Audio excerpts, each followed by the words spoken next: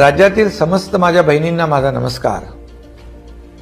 आता ज्यांना ऑनलाईन अर्ज करता येत नाही त्यांच्यासाठी देखील सोय केली आहे। गावातील अंगणवाडी केंद्र, बाल विकास प्रकल्प, अधिकारी कार्यालय, ग्रामपंचायत, वॉर्ड, सेतू सुविधा केंद्र येथे अर्ज असतील तेथे हा अर्ज नियुक्त कर्मचाऱ्यांकडून ऑनलाईन भरता येईल। ताई, ही योजना तुझ्यासाठीच आहे आणि सरकारची ही योजना आहे ती काही 2 आणि 3 महिन्यात बंद होणारी नाही।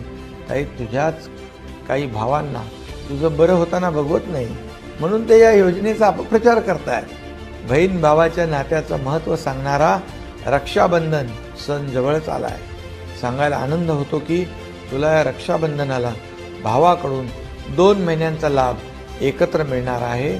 महाराष्ट्रातल्या तमाम भगिनींना माझ्या